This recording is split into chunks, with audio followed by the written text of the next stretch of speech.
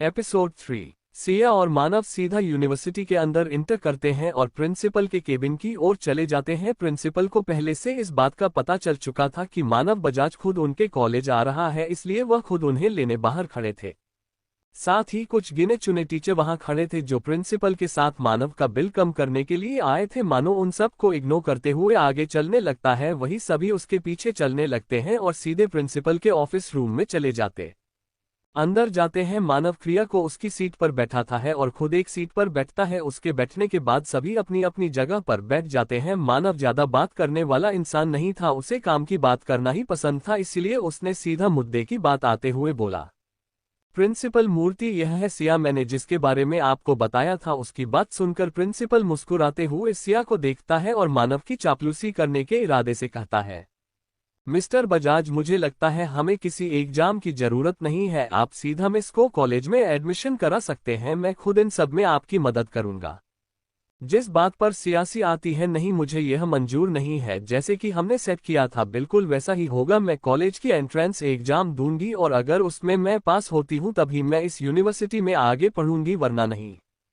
सिया की बात सुनकर वहां पर खड़े दूसरे टीचर उससे थोड़े इम्प्रेस हो जाते हैं, क्योंकि उसके पास इतना आसान रहता था मिस्टर बजाज के नाम का इस्तेमाल करके सीधा एडमिशन लेने का, पर वह उसका इस्तेमाल नहीं कर रही थी। इस बात से सबके मन में सिया एक अच्छी इमेज बन गई थी।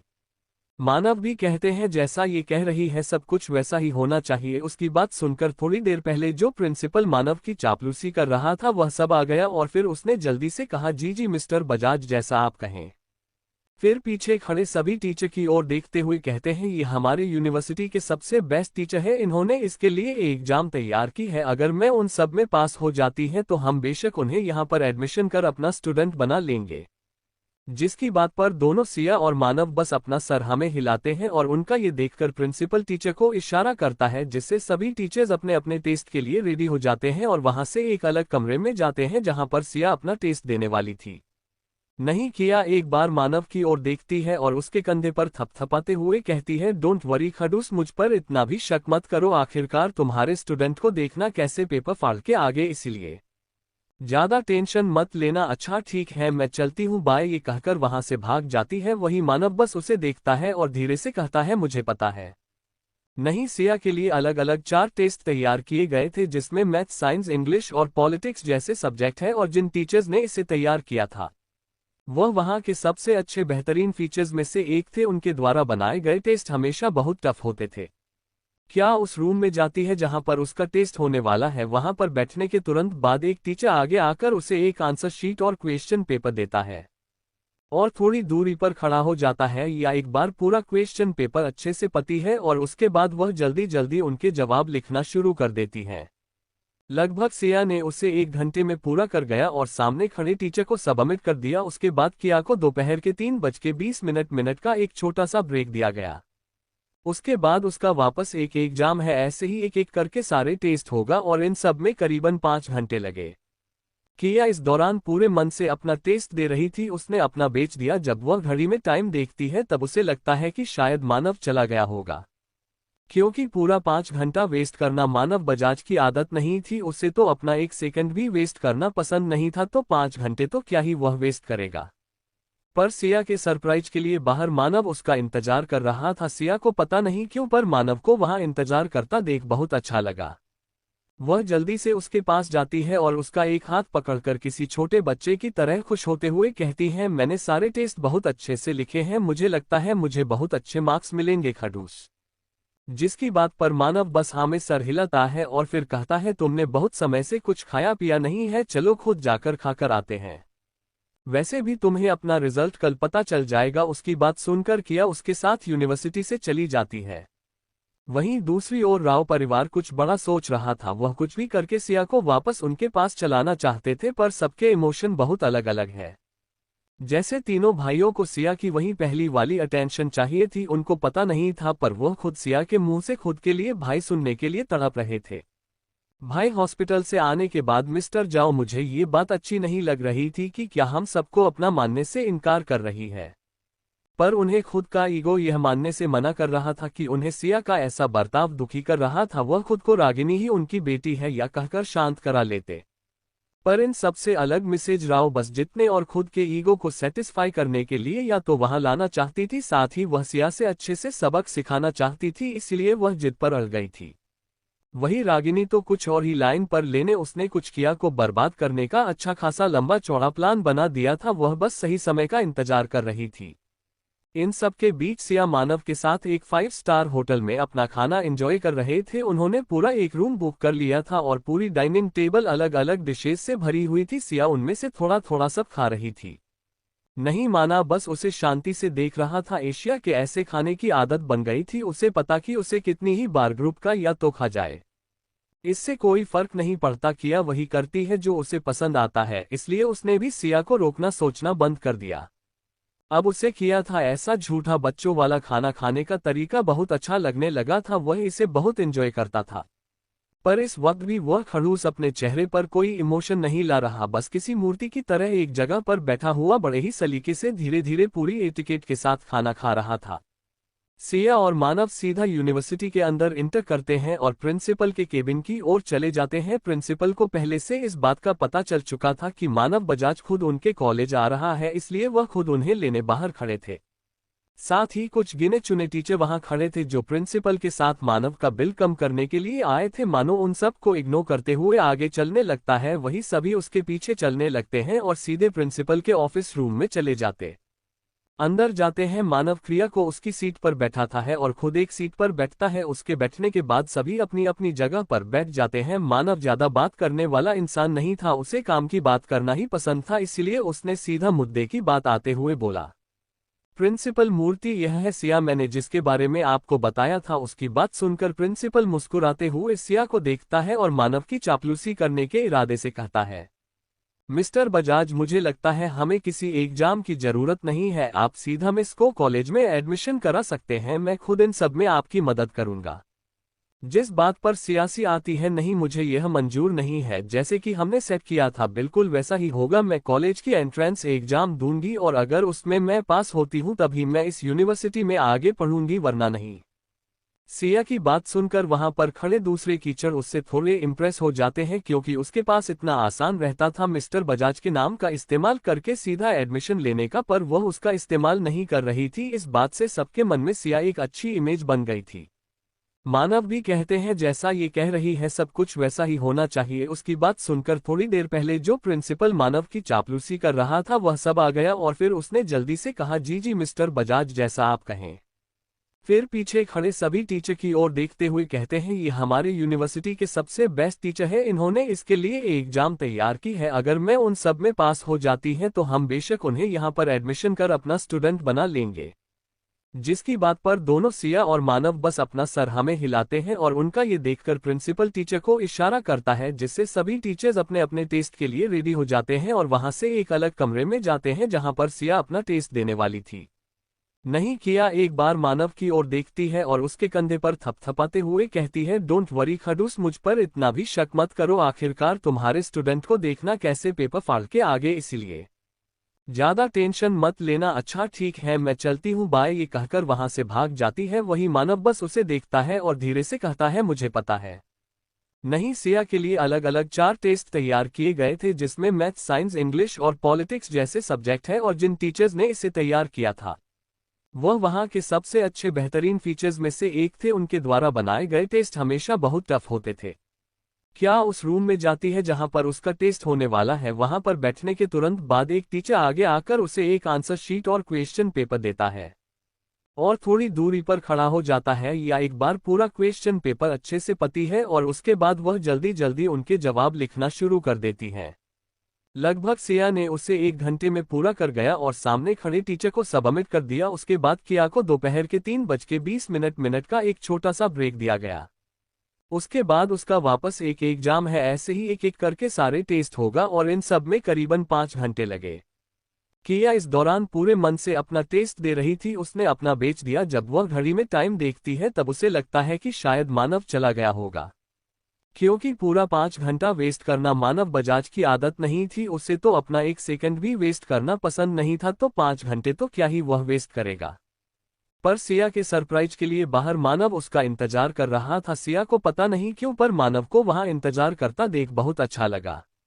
वह जल्दी से उसके पास जाती है और उसका एक हाथ पकड़कर किसी छोटे बच्चे की तरह खुश होते हुए कहती है, मैंने सारे टेस्ट बहुत अच्छे से लिखे हैं, मुझे लगता है मुझे बहुत अच्छे मार्क्स मिलेंगे खड़ूस। जिसकी बात पर मानव बस हाँ में सर हिलाता है और फिर कहता है, तुमने बहुत समय से कुछ खाया पिया नहीं है, चलो खुद जाकर खाकर आते हैं। वैसे भी तुम्हें अपना रिजल्ट कल पता चल जाएगा। उसकी बात सुनकर किया उसके साथ यूनिवर्सिटी से चली जाती है। वहीं दूसरी ओर राव परिवार कुछ बड़ा सोच रहा था। वह कुछ भी करके सिया को वापस उनके पास चलाना चाहते थे, पर सबके इमोशन बहुत अलग अलग है। जैसे तीनों भाइयों को सिया की वही पहली वाली अटेंशन चाहिए थी, उनको पता नहीं था, पर वह खुद सिया के मुंह से खुद के लिए भाई सुनने के लिए तड़प रहे थे। भाई हॉस्पिटल से आने के बाद, मिस्टर जाओ, मुझे ये बात अच्छी नहीं लग रही थी कि क्या हम सबको अपना मानने से इनकार कर रही है। पर उन्हें खुद का ईगो यह मानने से मना कर रहा था कि उन्हें सिया का ऐसा बर्ताव दुखी कर रहा था। वह खुद को रागिनी ही उनकी बेटी है या कहकर शांत करा लेते। पर इन सबसे अलग मिसेज राव बस जितने और खुद के ईगो को सेटिस्फाई करने के लिए या तो वहां लाना चाहती थी, साथ ही वह सिया से अच्छे से सबक सिखाना चाहती थी, इसलिए वह जिद पर अड़ गई थी। वही रागिनी तो कुछ और ही लाइन पर लेने उसने कुछ किया को बर्बाद करने का अच्छा खासा लंबा चौड़ा प्लान बना दिया था। वह बस सही समय का इंतजार कर रही थी। इन सब के बीच सिया मानव के साथ एक 5 स्टार होटल में अपना खाना एंजॉय कर रहे थे। उन्होंने पूरा एक रूम बुक कर लिया था और पूरी डाइनिंग टेबल अलग अलग डिशेज से भरी हुई थी। सिया उनमें से थोड़ा थोड़ा सब खा रही थी। नहीं माना, बस उसे शांति से देख रहा था। एशिया के ऐसे खाने की आदत बन गई थी, उसे पता कि उसे कितनी ही बार ग्रुप का या तो खा जाए, इससे कोई फर्क नहीं पड़ता। किया वही करती है जो उसे पसंद आता है, इसलिए उसने भी सिया को रोकना सोचना बंद कर दिया। अब उसे किया था ऐसा झूठा बच्चों वाला खाना खाने का तरीका बहुत अच्छा लगने लगा था। वह इसे बहुत एंजॉय करता था। पर इस वक्त भी वह खड़ूस अपने चेहरे पर कोई इमोशन नहीं ला रहा, बस किसी मूर्ति की तरह एक जगह पर बैठा हुआ बड़े ही सलीके से धीरे धीरे पूरी एटिकेट के साथ खाना खा रहा था।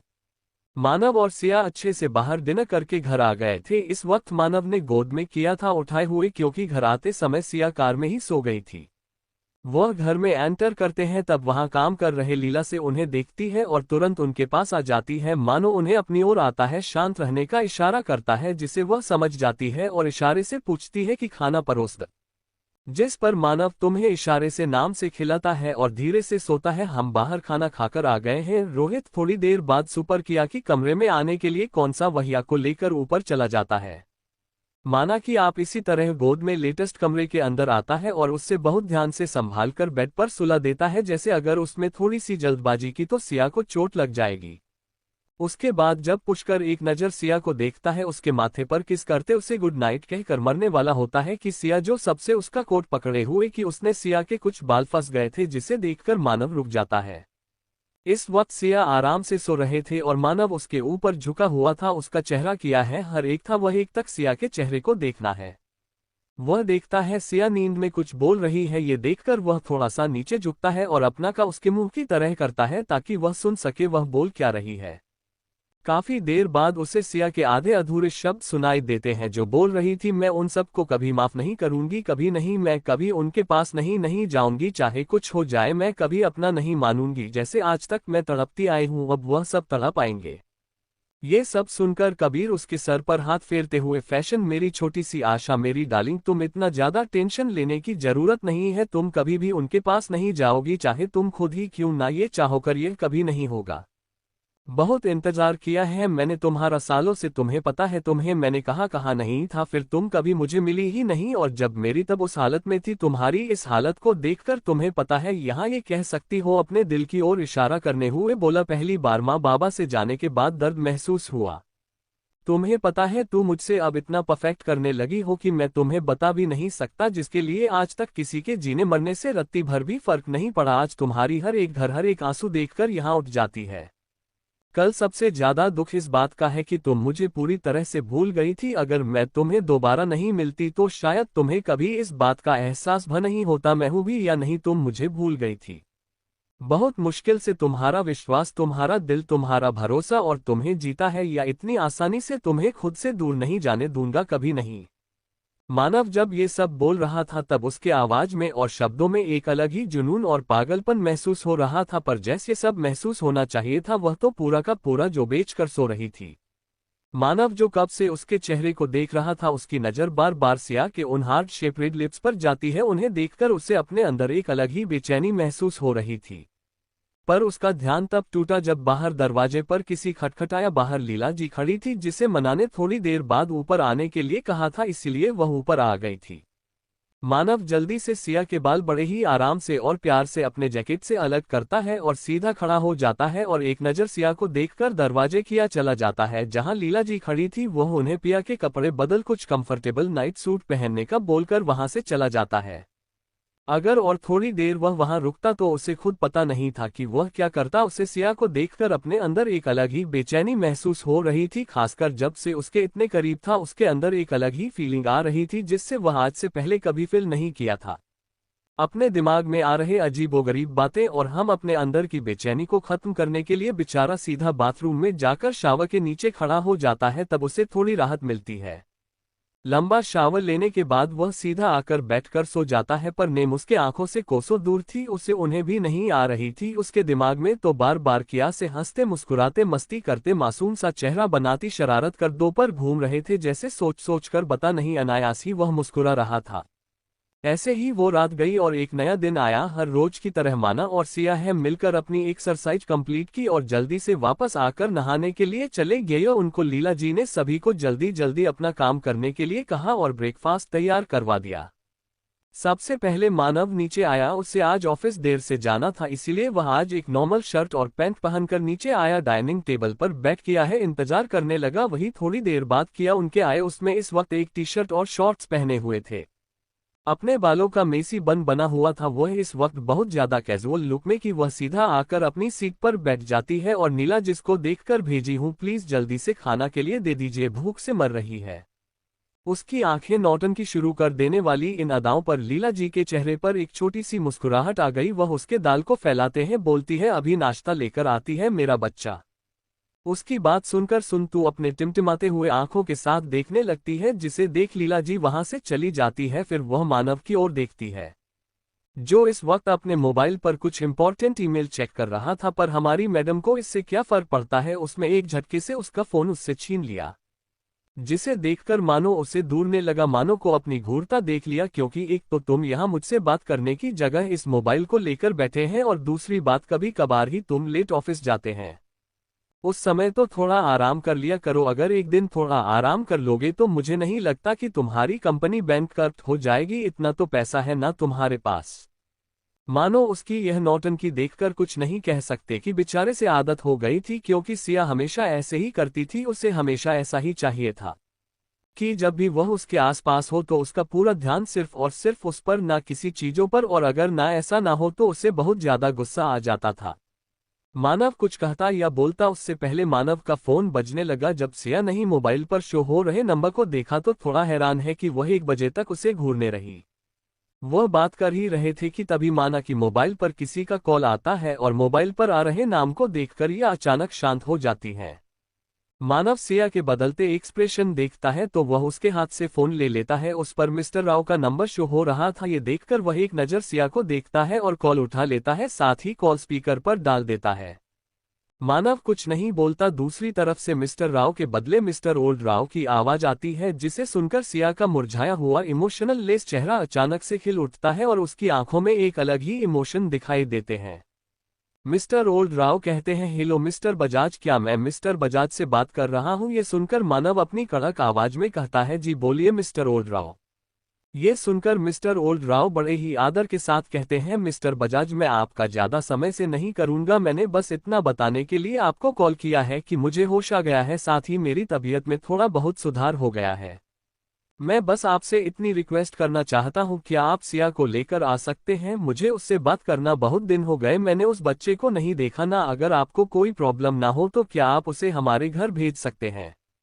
उनकी बात सुनकर मानव को थोड़ा शक होता है और वह थोड़ा सवालिया अंदाज में रहता है। मिस्टर ओल्ड राव, आपकी तबीयत थोड़ी बहुत सुधरी हो फिर भी आप इस वक्त हॉस्पिटल में होने चाहिए, फिर आप सिया को घर क्यों बुला रहे हैं? जिस पर मिस्टर ओल्ड राव अपनी बात रखते हुए कहते हैं, दरअसल मुझे हॉस्पिटल में रहना बिल्कुल पसंद नहीं है। मुझे वहां और ज्यादा बीमार होने की भावना आती है, इसलिए मैंने डॉक्टर को कहकर सारे इंतजाम घर पर कर दिए हैं। साथ ही मुझे पता चला कि किया मुझसे मिलने आए थे, इसीलिए अब बस इस बुरे आदमी की इतनी ही इच्छा है कि बच्ची को एक बार जी भरकर देख लो, बात कर लो, क्या वह अभी आपके आसपास है, क्या मैं उससे बातें कर सकता हूँ। जिस पर मानव सिया को देखता है तो सिया आज भरी नजरों से उसे देख रही थी, इसलिए वह सिया की और मोबाइल बड़ा रहता है। सिया फोन हाथ में लिखकर अपनी लड़खड़ाकी आवाज में हेलो दादाजी, जिस पर दूसरी ओर से और राखी इमोशनल भाव आवाज आती है, क्या मेरी बच्ची कैसी हो, क्या तुम्हें एक बुरे आदमी की जरा भी याद नहीं आती। मुझे पता है मैं इस वक्त बहुत सा स्वार्थी हो रहा हूं, पर क्या करूं, मेरी पोती हो तुम अचानक मुझे छोड़कर चली गई, तुम्हें एक बार भी अपने इस मोटे दादाजी की याद नहीं आई। जिस पर स्याही इमोशनल हो जाती है, उसकी आवाज की थोड़ी रिवासी हो जाती है और वह कहती हूँ नहीं दादाजी ऐसी कोई बात नहीं, हालात ही कुछ ऐसे हो गए थे, आप किसी आपको कभी नहीं भूल सकती। उसकी बात पर मिस्टर राव अपने इमोशंस कंट्रोल करते हुए कैसे हैं, मुझे पता है तुम्हें यहाँ उन सभी से भी नहीं आना सर, क्या तुम मेरे लिए यहाँ आ सकती हो, मुझे पता है मैं बहुत सेल्फिश हो रहा हूँ, पर मैं भी ट्रांसफर इस बूढ़े के अंदर इतनी ताकत नहीं है कि वह खुद तुम्हारे पास आ सके, नहीं तो मैं कभी तुम्हें इतनी तकलीफ हो ऐसी कोई भी चीज तुम्हें करने के लिए नहीं कहता। फिर थोड़ी देर रुककर वो कहते हैं वरना रहने दो, तुम मत आना, जब मेरी तबीयत नहीं थोड़ा सुधार हो जाएगा तब मैं खुद तुमसे मिलने आऊंगा और हम सभी चीजों के बारे में अच्छे से बात करेंगे, तुम्हें खुद को तकलीफ देने की जरूरत नहीं है। जिस पर सिया ज्यादा कुछ नहीं कहते, ऐसे ही थोड़ी देर उनके तबीयत के बारे में और हल्की फुल्की बातों के बाद वह कॉल कट कर देती है और मानव को देखने लगती है। जिस पर मानव अपना नाश्ता खत्म करता है और अपनी जगह से उठते हुए सिया से बोलता है दोपहर को तैयार रहना, मैं तुम्हें वहां लेकर चलूंगा। इतना क्या किया कि जवाब का इंतजार किए बिना वह वहां से चला जाता है। उसके जाते ही सिया उस ओर देखती है जहां से वह अभी गया था और कहते हैं पता नहीं क्या रिश्ता है, क्या नाता है हमारा, जा मेरे अपने माँ बाप थी मुझे समझ नहीं सके, वहां तुम बिना बोले बिना जताए मेरी दिल की हर एक बात समझ लेते हैं, जान लेते हो।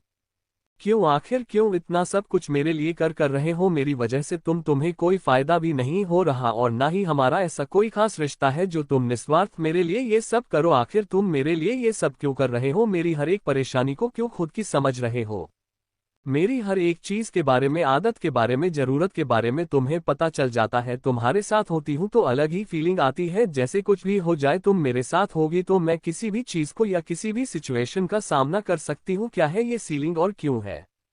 सिया काफी देर ऐसे ही खुद को सवाल पूछती हूँ पर आखिर में उसे कोई जवाब नहीं मिलता, क्या ये सब आने वाले वक्त पर छोड़ देती है और अपने कमरे में चली जाती है और अपना वाटर ड्रॉप करती है और वहां पर उसके कपड़े जूते बाद सब कुछ रखा हुआ था। क्या वहां जाकर अपने लिए कपड़े सुनने लगती है, वह कभी एक ड्रेस उठाती उसे खुद पर लगाकर मिरर में देखती, फिर उसके साइड रखकर दूसरा उठाती, ऐसे ही करते करते बेचारी ने कितने ड्रेस यहाँ से वहां से यहाँ कर दिए थे पर अभी भी उसे वह ड्रेस नहीं मिली जिसे वह ढूंढ रही थी। तभी उसकी नजर वहां पर रखे बहुत सिंपल पर प्यारे ड्रेस पर जाते हैं, उसे देखकर सिया को अंदर से फीलिंग आती है ये वही है जिसे मैं ढूंढ लिए, फिर वह जल्दी से जाकर उस ड्रेस को निकालती है, साथ ही उसके साथ लगने वाली सारी चीजें निकालकर एक तरफ अच्छे से रख देती है और अपने कमरे में आ जाती है।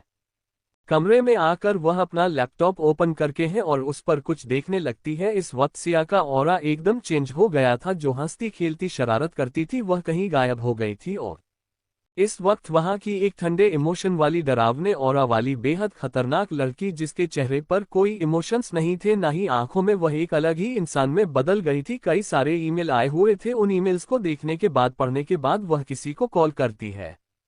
दूसरी ओर से कॉल उठाया जाता है और एक आवाज आती है जिसे सुनने के बाद सिया गुस्से में डरावने अंदाज में कहती है ऐसे छोटे मोटे मामले संभालने तुम्हें आना चाहिए, अगर ऐसी चीजों में भी अगर तुम्हें मेरी जरूरत पड़ने लगी हो तो एक काम करो, काम छोड़ दो, मुझे तुम जैसे नकारा लोगों की जरूरत नहीं है। और एक बात, अगर 2 दिन में ये प्रॉब्लम सॉल्व नहीं हुई तो मुझसे बुरा कोई नहीं होगा। इतना कहकर दूसरी ओर से किसी का जवाब का इंतजार किए बिना वह अपना कॉल कट कर देती है और लैपटॉप पर लगातार कुछ फाइल देखने लगती है। इस वक्त वह बहुत ज्यादा सीरियस और डिटरमाइंड लग रही थी, वह लगातार लैपटॉप स्क्रीन पर दिख रहे डॉक्यूमेंट्स पढ़ रही थी, साथ ही साथ बीच बीच में कुछ टाइप भी कर रही थी। ऐसे ही करते करते कब दोपहर होने को आई उसे पता नहीं चला। उसका ध्यान तब टूटा जब उसके मोबाइल में सेट किया हुआ अलार्म बजने लगा, जिसे सुन वह अपने होश में आती है और समय देखती है और जल्दी से तैयार होने के लिए बाथरूम में चली जाती है। वही लगभग दोपहर के समय पर मानव ने जैसा वादा किया था बिल्कुल वह सही समय पर विला आ गया था और सिया का इंतजार कर रहा था। इस वक्त वह मेन एंट्रेंस के सामने खड़ा था और ग्रुप के साथ कुछ बातें कर रहा था। उसके आसपास कई बॉडीगार्ड खड़े थे जिन्होंने बजाज फैमिली के सिंबल वाला यूनिफॉर्म पहना हुआ था। उनको देखकर ही एक अलग डेंजरस वाइब आ रही थी।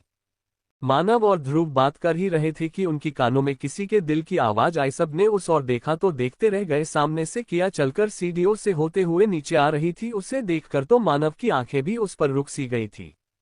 इस वक्त सिया एक पर्पल कलर की प्यारी सी फ्रॉक पहनी हुई थी जो उसके घुटनों से थोड़ी सी ऊपर थी। उसने चेहरे पर हल्का हल्का सा मेकअप किया हुआ था। लिपस्टिक की जगह लिप बाम लगाया हुआ था। आंखों में काजल जो उसकी आंखों को और भी बड़ और खूबसूरत बना रहा था। आधे बालों की पोनीटेल बनाकर ड्रेस से मैचिंग करती हुई रिबन लगाई थी। पैरों में थोड़ी कम हील वाली सैंडल्स पहनी हुई थी। हाथ में स्मार्ट वॉच पहनी हुई थी और दूसरे हाथ में अलग अलग स्टाइल के पर एक जैसे दिखने वाले ब्रेसलेट पहने हुए थे। इस वक्त किसी बाबी डॉल की तरह लग रही थी। मानव पहले उसमें हो गया था पर जब उसने आसपास के लोगों को किया हो देखते हुए देखा तो पता नहीं क्यों पर उसे बहुत गुस्सा आ रहा था। ये देखकर वह अपनी डरावनी आवाज नहीं कहता है, लगता है तुम सबको तुम्हारी ट्रेनिंग में अच्छे से सिखाया नहीं गया है। एक काम करो, तुम सभी 3 महीने के लिए वापस बजाज फैमिली की ट्रेनिंग ग्राउंड पर ट्रेनिंग के लिए जाओगे। ये सुनकर तो सब डर के मारे कांपने लगे और उन्हें समझ आ गया था कि उन्होंने बहुत बड़ी गलती कर दी है। पर उनमें से किसी ने भी इतनी हिम्मत नहीं थी कि वह कुछ कह सके। पर उन्हें अब अपनी किस्मत पर बहुत दुख हो रहा था, क्योंकि जैसे आमतौर पर बॉडीगार्ड या सर्वेंट को हम किसी एजेंसी से हायर करते हैं जो उन्हें ट्रेनिंग देता है, पर बजट फैमिली का खुद का एक ट्रेनिंग ग्राउंड था जहां पर उन्हें ऐसी ऐसी ट्रेनिंग दी जाती थी जो कोई सोच भी नहीं सकता था। एक तरह से उन्हें नरक के दर्शन करे जाते थे। ज्यादातर लोग वहां भी जाने वाली ट्रेनिंग बर्दाश्त नहीं कर पाते और कभी कभार तो ट्रेनिंग के दौरान वह इतने ज्यादा घायल हो जाते थे कि वह कभी जिंदगी में कुछ कर नहीं पाते थे। और अभी अभी मानव ने उन सब को वापस उसी हेल में जाने के लिए ऑर्डर दिया था, जिसे सुनकर उन्हें बहुत ज्यादा दुख हो रहा था। वह अपनी किस्मत पर रो रहे थे। अब तक किया उसके पास पहुंच गई थी। वह सिया का हाथ पकड़ता है और जल्दी से उसे कार में बिठा देता है और दूसरी ओर से खुद भी आकर बैठा था। ध्रुव जल्दी से पैसेंजर सीट पर बैठ जाता है। मानव के कार्य के अंदर बैठे हैं। आसपास खड़े सभी बॉडीगार्ड्स में जल्दी से अपनी अपनी कार में बैठ जाते हैं और बजाज फैमिली का वह शानदार काफिला सड़कों पर पूरी रफ्तार के साथ दौड़ने लगता है। वही कार के अंदर सिया के चेहरे पर बहुत अजीब एक्सप्रेशन थे। मिक्स एक्सप्रेशन कहना गलत नहीं होगा, क्योंकि एक तरफ उसे अपने दादाजी को मिलने की खुशी थी तो वहीं दूसरी तरफ वापस उस जगह जाना जहां से उसकी सबसे बुरी यादें जुड़ी है, इस बात का डर था। वह अपने इन्हीं इमोशंस में फंसी हुई थी। उसे समझ नहीं आ रहा था कि वह खुश हो या दुखी, सब कुछ उलझा हुआ था।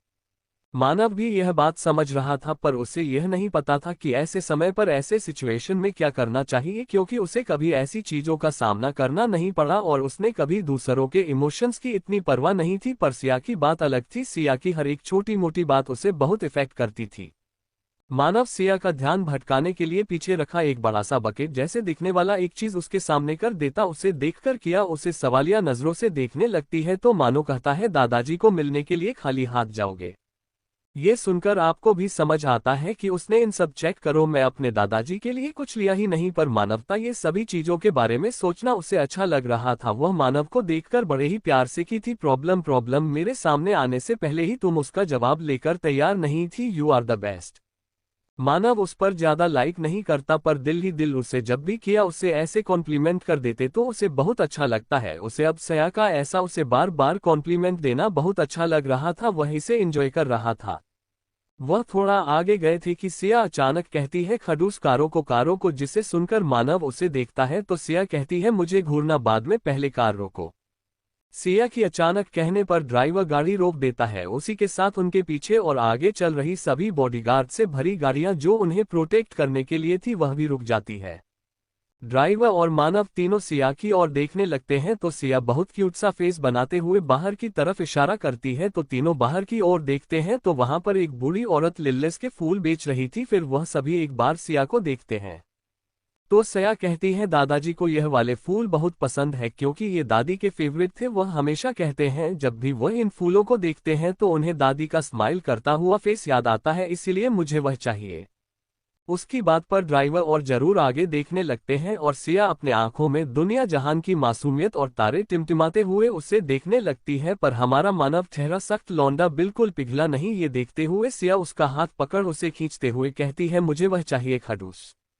वह बार बार यही कहती है तो मानो बस कहता है ठीक है। ये सुनकर जैसे ही वह डोर ओपन करके बाहर जाने वाली थी, मानो उसे रोक देता है और सामने बैठे ध्रुव को इशारा करता है। उसका इशारा मिलते हैं ध्रुव फटाफट से गाड़ी से उतर जाता है और उस बूढ़ी औरत की तरफ चला जाता है। थोड़ी देर बाद ध्रुव अपने हाथ में ढेर सारे रिलीज के फ्लावर लेकर कार्य में आ जाता है और उन्हें सिया को दे देता है। इतने सारे फ्लावर्स देखकर सिया खुश हो जाती है, पर उसकी स्माइल और बड़ी हो जाती है जब उस बूढ़ी औरत के चेहरे पर भी एक बड़ी सी स्माइल दिखती है। उसके बाद वह सभी वापस अपने रास्ते चल देते हैं।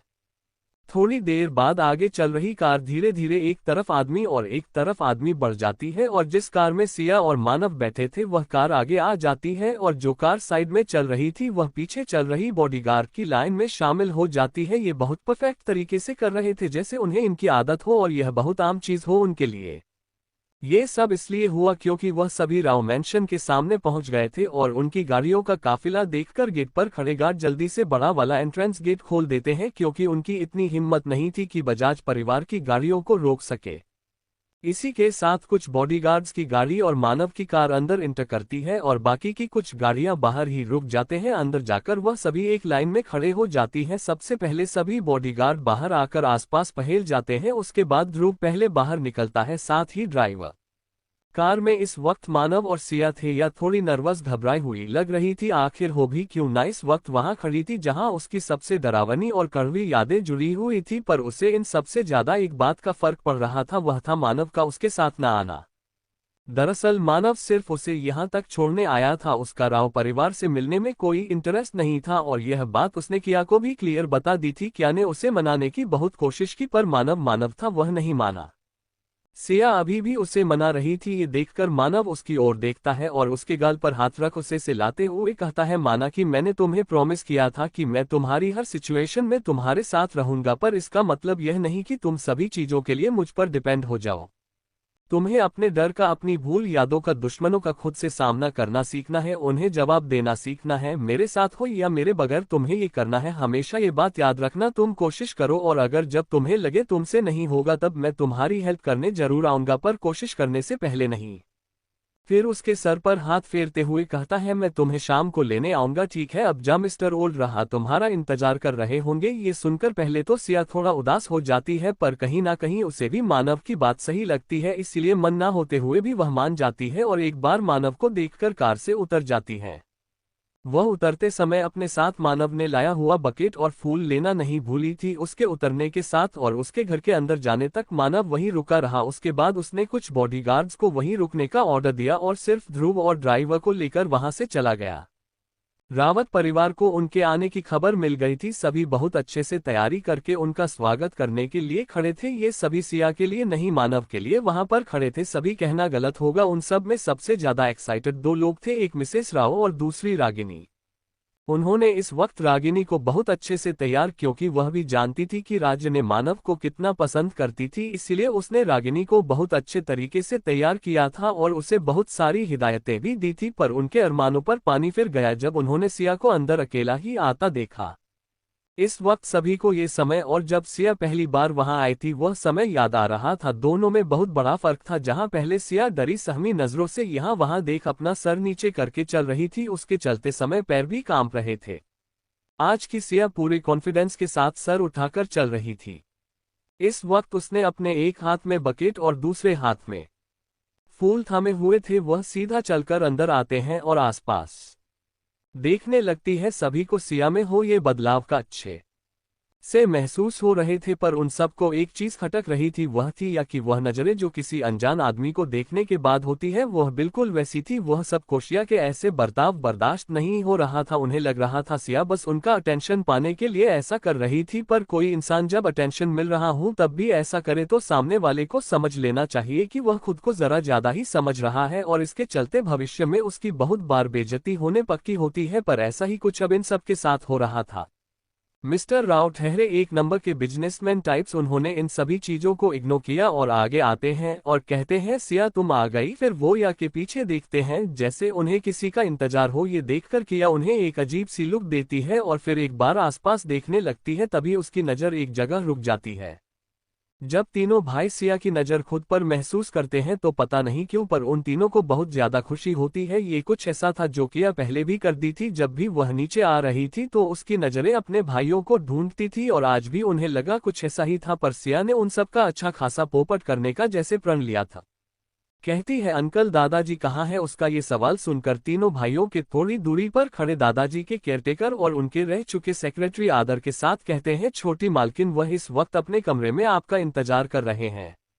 ये सुनकर सिया बस उन्हें देखकर हल्का सा मुस्कुराती है और सीधा ग्राउंड फ्लोर पर बने एक कमरे की ओर चली जाती है। इस दौरान उसने किसी को एक नज़र देखकर उन्हें अपना ध्यान देने की भी मशक्कत नहीं की और सीधा वहां से चली गई। वही उन सब ने जो जो बोलने की कहने की तैयारी की थी वह तो वैसी की वैसी ही रहेगी। ये तो ऐसा हो गया जैसे स्टूडेंट्स ने अपनी एग्जाम की पूरी तैयारी कर ली थी पर टीचर ने एग्जाम ली ही नहीं। सिया एक बड़े से कमरे के सामने खड़ी हो जाती है। वह अपने हाथ में बहुत सारा सामान होने की वजह से दरवाजा नहीं खोल पा रही थी। ये देखकर वहां से गुजर रहा सर्वेंट जल्दी से आगे आता है और उसके लिए दरवाजा खोल देता है। ये देखकर दिया बस अपना सर हिलाती है और कमरे के अंदर दाखिल होती है। अंदर उसके दादाजी बेड पर लेटे हुए थे। उनके आसपास मशीन थी जो उनके हाथ पर भी कनेक्ट थी और चेस्ट पर भी कनेक्ट थी। किसी की आहट सुन वह अपनी आंखें खोलते हैं और सामने किया को देखकर उनकी आंखों में नमी उतर आती है और एक बूंद आंसू उनके आंखों से होते हुए बाहर आता है। ये देखकर लिया जल्दी से साथ लाया सामान एक तरफ रखती है और जल्दी से उनके पास चली जाती है। दादाजी भी खुद को उठाने की कोशिश करते हैं। ये देखकर सिया पहले उन्हें आराम से बैठाती है और फिर उनके गले लग जाती है, पर इस दौरान उसने इस बात का ध्यान रखा कि दादाजी को तकलीफ ना हो। दादाजी और वह एक दूसरे को गले लगाए हुए धीरे धीरे रो रहे थे। दोनों के अंदर ही इतने दिनों बाद मिलने की खुशी, बिछड़ने का गम गैम सब नजर आ रहा था। उसके बाद सिया दादाजी से थोड़ा सा अलग होती है और उनके आंसू पहुंचती है और बगल में रखा पानी का गिलास उठाकर पानी पिलाती है। दोनों थोड़ा शांत होते हैं तो सिया कुछ सोचकर अपने साथ लाए फूल दादाजी की ओर बढ़ा रही थी। फूलों को देखकर दादाजी के चेहरे पर एक छोटे बच्चे की तरह मुस्कुराहट आ जाती है। ये देखकर लिया भी मुस्कुरा देती है। उसके बाद दोनों थोड़ी देर यहाँ वहाँ की बातें करते हैं, पर दादाजी को ज्यादा देर तक ये सब जारी नहीं रखा गया और उन्होंने पूछा, बच्चे क्या तू अपने दादाजी को सब बताओ, आखिर हुआ क्या था? तुम मिस्टर बजाज के पास कैसे गई? यह सब क्या हुआ था बच्चे? जिसकी बात सुनकर किया थोड़ी इमोशनल हो जाती है, पर खुद के इमोशनल को कंट्रोल करती है और धीरे धीरे उन्हें सब चीजें बताने लगती है। पर इन सब में वह दादाजी को ये भी बताती है कि कैसे उसे हॉस्पिटल में टॉर्चर किया गया और जब वह वहां से भाग रही थी तो मानव ने उसे बचाया और उसका ख्याल रखा और अभी वह उसी के साथ रह रही है। साथ ही उसने ये भी बताया कि मानव के यहाँ सब उसे कितना अच्छे से रहते हैं, प्यार करते हैं। उसकी बातें सुनकर दादाजी को तसल्ली भी मिली और दुख भी हुआ कि जो प्यार जो अपनापन उसे यहाँ मिलना चाहिए था वह उसे किसी पराये लोगों में मिल रहा है और उसी के अपने उसे अपना नहीं मान रहे। वह प्यार से कहते हैं, या मेरे बच्चे मुझे माफ कर दो, ये बूढ़ा आदमी तुम्हें प्रोटेक्ट नहीं कर पाया। मैं तुम्हें यहाँ दुनिया भर की खुशी प्यार अपनापन देने के लिए लाया था, पर मेरी ही वजह से तुम्हें जिंदगी भर का दुख दर्द और अकेलापन मिला, मुझे माफ कर दो। इस पर सिया उनके हाथों को पकड़ते हुए कहते हैं, दादाजी प्लीज प्लीज ऐसा मत कीजिए, इसमें आपकी भी कोई गलती नहीं है और अब मैं जहाँ हूँ बहुत खुश हूँ। आपको पता है मैंने यूनिवर्सिटी के एंट्रेंस एग्जाम दिए हैं, उसके कल रिजल्ट आएंगे, मैं आपको इस बारे में जरूर बताऊंगी। ऐसे ये दोनों घंटों तक बातें करते रहे। थोड़ी देर बाद जब सिया ने देखा कि अब दादाजी को आराम की जरूरत है तो उसने दादाजी को सोने के लिए कहा, पर दादाजी मान नहीं रहे थे, पर याने थोड़ी उन्हें डांट लगा कर सुला दिया। फिर कुछ सोचकर वह धीरे से दादाजी के कमरे से बाहर आए और सीढ़ियों से होते हुए वहां जाने लगी जहां उसका पहले कमरा था। वह कमरा इतना भी कुछ खास नहीं था, सभी नॉर्मल चीजें थी। उसमें ज्यादातर रागिनी ने यूज की हुई या रागिनी को पसंद ना आए हो वैसी चीजें थी वहां पर, चाहे वह फर्नीचर हो या कपड़े। सिया कमरे में आती है तो एक बार फिर उसकी सारी कड़वी यादें उसकी आंखों के सामने किसी पिक्चर की तरफ घूमने लगी है, पर वह अपनी मुठिया कसकर गहरी सांसें लेकर अपने उन इमोशंस को कंट्रोल करती हूँ। इस वक्त उसकी आंखों में दुनिया जहां की नफरत, गुस्सा और बदले की भावना देखी जा चुकी थी, इसलिए वह खुद को और खुद इमोशंस कंट्रोल करती है।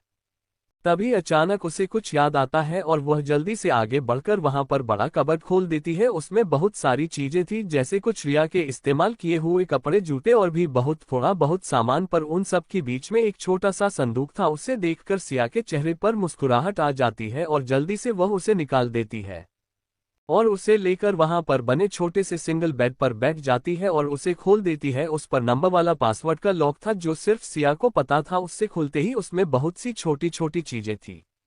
जैसे एक छोटा सा प्यारा पुराना सा टेडी बेयर, एक फोटो एल्बम, दो पुरानी ड्रेस पर वह भी साफ सुथरी, दो बुक्स, एक डायरी, कुछ हेयर क्लिप्स जो बहुत क्यूट और प्यारे प्यारे कार्टून्स जैसी थी, और कुछ चमकीले पत्थर, कुछ समुंदर में मिलने वाले शंख।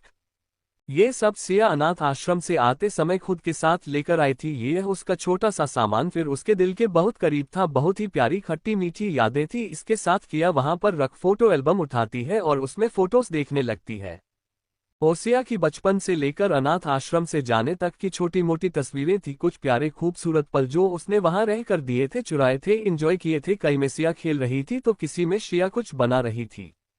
किसी किसी तस्वीर में शिया समुंदर में सीपीएफ जमा कर रही थी तो किसी में सिया बच्चों के साथ बारिश में नाच रही थी तो किसी में सभी एक साथ बैठकर अपना जन्मदिन मनाते थे। इन सब यादों को देखते हुए, उन्हें याद करते हुए सिया की आंखों में आंसू आ गए। वह उस एलिम को देखते हुए कहती थी, काश मैंने कभी यहाँ आने का फैसला लिया है। नहीं होता, अगर मैं कभी परिवार का, प्यार का, अपने पंथ का लालच नहीं करती तो शायद आज मेरी जिंदगी कुछ और होती, अधूरी ही सही पर मेरी होती। उस जिंदगी में भले ही मुझे जरूरत है ज्यादा ठीक, कमियां थी, पर एक सुकून था, एक चैन था जो इस जिंदगी में नहीं है। बहुत याद आती है इन सब की और गुस्सा आता है खुद पर उस एक गलत फैसले की वजह से आज मैं क्या से क्या बन गई। वही सब देखते देखते, खुद से बातें करते हुए कितना समय बीत गया उसे याद ही नहीं रहा। उसका ध्यान तब टूटा जब उसके स्मार्ट वॉच में उसने वाइब्रेशन महसूस की। जब उसने वॉच पर देखा तो वहां पर मानव का मैसेज था, वह जल्द उसे लेने आ रहा है। ये पढ़कर सियानी जल्दी से उन सभी सामानों को समेटकर एक जगह रख दिया। उसने फैसला ले लिया था, वह जाते समय इसे लेकर जाएगी। ये सोचने के बाद किया उसे एक तरफ रख देती है और दादाजी की कमरे में चली जाती है उन्हें बताने क्यों अब जा रही है। जब दादाजी को पता चला कि वह जा रही है तो दादाजी ने जिद करके उसे नीचे छोड़ने आने की बात कही और आखिरकार व्हीलचेयर पर बैठकर वह नीचे आ ही गए। जब वो नीचे आती है तो इस वक्त भी सभी हाल में बैठे हुए थे और चाय पी रहे थे। तीनों भाई एक सोफे पर बैठे हुए थे। मिस्टर राव एक सिंगल सोफे पर बैठे हुए थे और वहीं दूसरी और मिसेस राव और रागिनी एक सोफे पर बैठे हुए थे।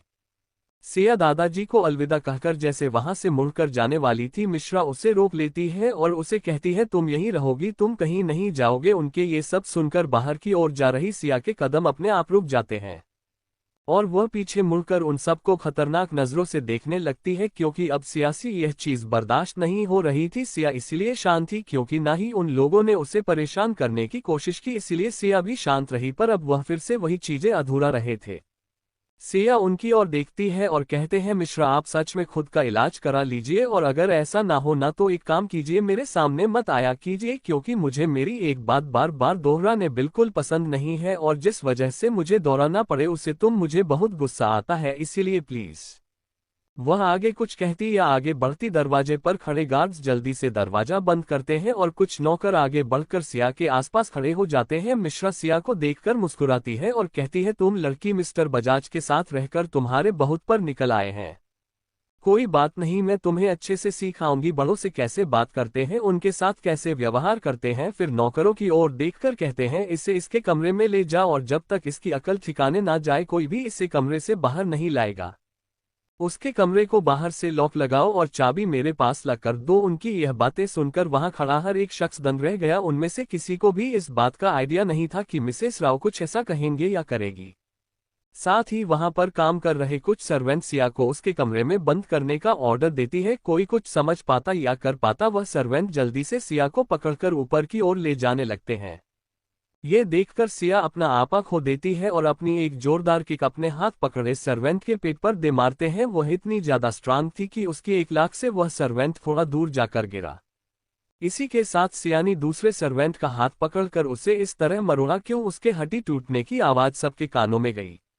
वही तीसरा सर्वेंट जो थोड़ा दूरी पर खड़ा था वह जल्दी से कुछ कर पाया जाता। सिया वहां पर रखा फ्लावर पॉट उठाती है और सीधा उसके सर पर दे मारती है। इसी के साथ वह तीनों जमीन पर पड़े हुए थे और सिया उनके बीच फ्लावर पॉट का टूटा हुआ टुकड़ा पकड़कर खड़ी थी।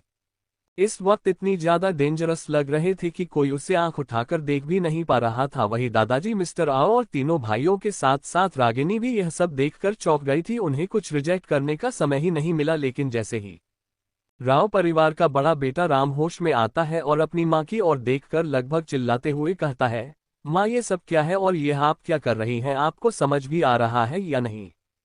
साथ ही साथ दादाजी भी चिल्लाते हैं, बदतमीज, तुम्हारी हिम्मत कैसे हुई हमारी पोती को इस तरह से बंद करने के बारे में सोचने की, तुमने ये करके अपनी सारी हदें पार कर दी। अब तुम मुझे बताओ, तुम्हारी इस हरकत के लिए मैं तुम्हें क्या सजा दूं।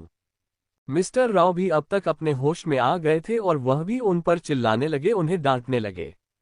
वही मिसेज राव सबकी ओर देखती है, उन्हें बहुत गुस्सा आ रहा था और बहुत इंसल्टिंग फील हो रहा था, इसीलिए वह कहती है, आप सब इस तरह से क्यों बिहेव कर रहे हैं। ये सब मैंने आप सब के लिए ही किया है और आप सब मुझ पर ही इल्जाम लगा रहे हैं। फिर मिस्टर ओल्ड राव को देखकर, पापा आप ही चाहते थे ना कि यह लड़की यहाँ रहे, पर यह नहीं मान रही थी, इसीलिए मुझे ये रास्ता अपनाना पड़ा। ये 2-4 दिन तक जिद करती, लेकिन बाद में वह हमारे साथ रहने के लिए तैयार हो जाती। इसने इतनी बड़ी बात किया है और फिर राम की तरफ देखकर, तुम्हें नहीं पता अगर ये लड़की यहाँ नहीं रहेगी तो क्या हो सकता है। तुम कैसे अपनी बहन के बारे में भूल सकते हो। तुम्हें याद है पापा ने क्या कहा था, अगर ये लड़की यहाँ नहीं रही तो वह रागिनी को भी यहाँ से निकाल लेंगे। तो इतने लापरवाह कैसे हो सकते हो जो इतनी बड़ी बात भूल गए। और फिर सिया की ओर देखकर, इस लड़की के पर निकल आए हैं। मिस्टर बजाज के साथ रहकर कुछ समय कमरे में बंद रहेगी तो अपने आप इसकी अकल ठिकाने पर आ जाएगी, पर मैंने इसे बहुत कम समझ लिया था। फिर सिया को देखकर लगभग चिल्लाते हुए कहती है, ये सब तुम्हारी वजह से हुआ है। आज तक मेरा बेटा जो कभी मुझसे किसी भी चीज के लिए एक सवाल नहीं पूछता था, आज तुम्हारी वजह से वह मुझ पर चिल्ला रहा है, यहाँ तक कि पापा भी मुझ पर चिल्ला रहे हैं। यदि इतनी इंसल्ट हो रही है इन सब की वजह सिर्फ और सिर्फ तुम हो, काश तुम पैदा होते ही मर जाती, यही अच्छा होता। वह तो भगवान का शुक्र है कि भगवान ने मुझे रागिनी भी, अगर तुम जैसी बेटी मेरी होती तो मैं सच में खुद अपने हाथों से उसे मार दी थी। तुम्हारी जैसी बेटी होना सबसे बड़ा कलंक है हमारे लिए, जिसे हम चाहकर भी मिटा नहीं सकते। मिसेस राव को समझ नहीं आ रहा था कि वह गुस्से में क्या क्या बोले जा रही है, क्योंकि जिंदगी में पहली बार उन्होंने इस तरह के सिचुएशन का सामना किया था, क्योंकि हमेशा से ही उन्हें पूरे परिवार में रिस्पेक्ट प्यार दिया गया था। उनकी की गई किसी भी हरकत पर किसी ने आज तक सवाल नहीं उठाया था, लेकिन आज सब उन पर गुस्सा कर रहे थे, उन्हें बातें सुना रहे थे और यह चीज उन्हें बिल्कुल बर्दाश्त नहीं हो रही थी। इससे आगे वह कुछ बोल पाती, एक नुकीली चीज उनकी और पूरी रफ्तार से आए और उनके चेहरे से छूकर निकल गए। उसके कुछ सेकंड बाद ही उनकी दर्द भरी चीजें सबके कानों में पड़ी और सब ने उस और देखा तो मिसेज राव के गालों से खून टपक रहा था और वह पीछे फ्लावर पॉट का टुकड़ा दीवार से जाकर भिड़ा और उसके और टुकड़े होकर नीचे गिर गया। फिर सभी सामने देखते हैं तो सबका दिल एक पल के लिए रुक सा जाता है। इस वक्त सिया की आंखें पूरी तरीके से लाल हो गई थी, उसे इतना गुस्सा आ रहा था, उसके अंदर की दबी पिछले जन्म की नफरत, गुस्सा, दर्द सब आज बाहर आ गया था। साथ ही साथ में ससुराल के कहे गए हर एक शब्द उसके दिल के अंदर किसी खंजर की तरह चुप रहे थे। रागिनी शेषराव को देखती है और उनके पास भाग कर जाती है, अपने पॉकेट से रुमाल निकालकर उनके चेहरे से आ रहे खून को रोकने की कोशिश करती है और रोते हुए उनको पूछिए क्या वह ठीक है, पर मैसेज राव इतने शौक में थी कि वह कुछ बोल ही नहीं पाई। वह बस बुद्ध बने नीचे बैठी हुई थी और उनका एक हाथ गाल पर था। ये देखकर रागिनी को बहुत गुस्सा आया और वह लगभग भागते हुए सिया पर हमला करने के लिए उसकी ओर गई और एक जोरदार चांटा मारने के लिए रागिनी ने अपना हाथ उठाया, पर इससे पहले रागिनी का हाथ सिया को छू भी पता किया, उसका हाथ पकड़ती है और उसे एक झटके से नीचे की ओर धकेल देती है। रागिनी आगे कुछ रिएक्ट कर पाती इससे पहले ही सिया एक के बाद एक पूरी ताकत के साथ थप्पड़ की बरसात उस पर कर देती है और आखिर में एक जोरदार लात उसके घुटनों पर मारते हैं, जिससे वह सीधा सिया के पैरों में गिर जाती है। सिया उसके एक हाथ पर अपने हील्स रखते हैं और उसके हाथ को मसलने लगती है। ये सब देखकर तो सभी और ज्यादा शॉक हो गए। तीनों भाई जल्दी से रागिनी को संभालने के लिए उसकी ओर आए और जल्दी से उसे उठाने लगे, पर सिया ने अपना पैर नहीं हटाया था। तीनों भाई कुछ कहने के लिए अपना मुंह खोलते हैं, लेकिन जैसे ही सिया के चेहरे पर आ रहे एक्सप्रेशंस को देखते हैं अपने आप ही उनका मुंह बंद हो जाता है। उन्हें कहना तो बहुत कुछ था पर उनके मुंह से आवाज नहीं निकल रही थी। दूर बैठे दादाजी और उनका असिस्टेंट ये सब देख रहे थे, वह भी शॉक में थे क्योंकि उन्हें उम्मीद नहीं थी कि किया कुछ ऐसा करे कि इन ऐसी बातें तो उन्होंने सपने भी नहीं देखी थी, पर उन्होंने सिया को रोकने की या मिसेस राव या रागिनी को बचाने की जहमत नहीं की। वह बस आराम से देख रहे थे। दादाजी सी आंखों में गुस्सा, नफरत, दर्द साफ साफ देख सकते थे। दादाजी को भी सिया के अंदर दबे गुस्सा, नफरत, दुख उसकी आंखों में अच्छे से भाप रहे थे और उन्होंने सिया को एक बार भी जो वह कर रही थी उसे करने से नहीं रोका, ना ही उससे कुछ पूछा, क्योंकि वह खुद को इतना हकदार नहीं समझते थे। तभी अधिक सिया का दूसरा भाई आगे आकर सिया से कहता है, सिया अपना पैर हटाओ, रागिनी को दर्द हो रहा है, तुम्हें समझ में आ रहा है कि तुम क्या कर रही हो, छोड़ो उसे, यह क्या कर ये बोलते हुए सिया को थोड़ा पीछे की ओर धक्का देता है। रागिनी तुरंत अपना हाथ पकड़कर बगल में बैठे नक्श को गले लगा लेती है और रोने लगती है। सिया बस अपने ठंडी आंखें और इमोशनलेस चेहरे से उन सभी को देख रही थी। उसके दिमाग में अभी भी मैसेज राव के कहे गए शब्द गूंज रहे थे। तभी सभी की ओर देखती है और कहती है, मिसेस राव, लगता है आपको इंसान ही भाषा समझ नहीं आती। कोई बात नहीं, आज के बाद आपको हर एक भाषा अच्छे से समझ आ जाएगी। मैंने कहा था कि मेरे रास्ते में मत आइए। आप और आपका परिवार जो करना है करिए। लेखक, मेरे लाइफ में आने की कोशिश मत करिएगा। लेकिन नहीं सुप्रिया, इसकी बहुत बड़ी कीमत चुकानी पड़ेगी आपको। इस वक्त सिया की आवाज इतनी खतरनाक और दिल दहलाने वाली लग रही थी कि वहां पर खड़े सभी सर्वेंट थरथर कांप रहे थे। यहां तक कि वहां खड़े सबको अपने आसपास एक जानलेवा खतरा महसूस हो रहा था। वही सिया आगे कहती, आपको क्या लगा मैं वही कमजोर लड़की हूं जिसे जब चाहा तब आप सब ने कमरे में बंद कर दिया, जब चाहे तब मेंटल हॉस्पिटल भेज दिया, जब चाहे तब उसके साथ जैसा आपका मन करे जैसा सलूक किया। यह आपकी सबसे बड़ी गलतफहमी है और चिंता मत कीजिए, मैं इसे अच्छे से दूर करूंगा। इतनी अच्छे से किया, पूरी जिंदगी इसे याद रखेंगे। राम को अधिक आयु सिया को पीछे धकेलना अच्छा नहीं लगा, इसीलिए वह आगे बढ़कर सिया के पास जाता है और उसे शांति से समझाते हुए कहता है, देखो सिया, शांत हो जा। मुझे पता है कि मैंने जो किया वह गलत किया और उन्हें ऐसा नहीं करना चाहिए था, पर प्लीज तुम गुस्सा मत हो, शांत हो जा। वह जो भी कर रही थी बस तुम्हें यहाँ रोकने के लिए कर रही थी, इसलिए उनसे गुस्सा मत हो। आखिरकार वह हमारी माँ है। ये देखकर सिया अपना हाथ उसकी आंखों के सामने खिलाती है और कहती है, लगता है मिस्टर राम को कुछ गलतफहमी हो रही है। मैं एक अनाथ हूँ, मेरी कोई फैमिली नहीं है, तो इसलिए बार बार खुद को और खुद की फैमिली को मेरे ऊपर ठोकना बंद कर दीजिए। फिर कहते हैं, मुझे कोई फर्क नहीं पड़ता कि आप इसे अपने बहन माने या रास्ते पर राह चलती किसी को भी अपनी बहन बनाए, अपना परिवार बनाए। और जब भी आपकी माँ को या परिवार को ऐसे दोहरे पड़त, प्लीज उन्हें पहले ही संभाले, नहीं तो जब मैं अपने तरीके इस्तेमाल करूंगी तो शायद आप बर्दाश्त नहीं कर पाएंगे। सिया को नाराज से कर राम आगे बढ़कर उसका हाथ पकड़ता है और उसे समझाने की कोशिश करते हुए फिर से कुछ बोल नहीं वाला था कि सिया अपना हाथ बहुत तेजी से उसके हाथ से छुड़वा देती है। इस वजह से उसका हाथ पीछे किसी चीज से जोर से टकराता है, जिस वजह से उसकी हाथ को चोट लग जाती है और वहां से खून बहने लगता है। ये देखकर राम परेशान हो जाता है। वही अभी तक जो नक्शा रागिनी को संभाल रहा था, जब वह देखता है कि रागिनी के हाथ से कैसा खून पानी की तरह बह रहा है तो पता नहीं क्यों पर वह खुद ब खुद अपनी जगह से खड़ा हो जाता है और भागकर सिया के पास आता है और अपने जेब से रुमाल निकालकर तुरंत उसके हाथ पर लगी चोट पर रख देता है ताकि और खून ना बहे। सिया तो उसका ऐसा रिएक्शन देखकर चौंक गई थी। उसकी आंखों में कुछ अलग इमोशंस आ गए थे, लेकिन तुरंत वह गायब भी हो गए। वही रागिनी जो ये देख रही थी, उसके अंदर गुस्सा और इनसिक्योरिटी बढ़ती जा रही थी और जब सामने का सीन देखती है तो उसकी घबराहट और बढ़ जाती है। उसे अपने हाथ से सब कुछ निकलता हुआ महसूस होता है। सिया अपनी आंखें बंद कर लेती है, तब उसके आंखों के सामने से कुछ यादें घूमती है, जिसके साथ वह झट से अपनी आंखें खोलती है और नक्श के हाथ से अपना हाथ वापस लेकर वह रुमाल भी उससे वापस देती है और उसे एक अनजान नजरों से देखने लगती है। और फिर बहुत शांति से पर ठंडेपन से कहते हैं, राव परिवार के छोटे शहजादे, आपको मेरी इतनी फिक्र करने की या चिंता करने की, एक्टिंग करने की जरूरत नहीं है। मुझे अच्छे से पता है कि आपका और आपके फैमिली सा ये सब करने की पिक है, क्या मोटिव है, इसलिए लीजिए अच्छे भाई बनने की एक्टिंग मेरे सामने मत कीजिए। फिर रागिनी की तरफ उंगली करते हैं, कैसे हैं, शायद इन सब से आपकी प्यारी बहन गुस्सा हो जा और फिर मेरे साथ कुछ ऐसा कर दे। सबको उसकी बात के पीछे का मीनिंग समझ नहीं आया। वह आगे कुछ कहते उससे पहले एक जोरदार आवाज के साथ दरवाजा खुल जाता है और बहुत सारे बॉडीगार्ड्स अंदर घुस जाते हैं। उन बॉडीगार्ड्स के बीच से एक बहुत रौबदार डेंजरस पर्सनैलिटी वाला आदमी चलते हुए अंदर आ रहा था। उसने अपने चेहरे पर बहुत खतरनाक एक्सप्रेशन थे। उसे देखकर वहां खड़ा हर कोई शॉक हो जाता है और वही सिया के आंखों में नमी तैर जाती है। ये सिया कुछ देर पहले की सियासी काफी अलग थी। जो सिया पहले सबक पूरी हिम्मत और हार्टलेस तरीके से इलाज कर रही थी, अचानक वह एक कमजोर और अबला नारी जैसी लड़की बन गई जिसे किसी की प्रोटेक्शन की सख्त जरूरत है।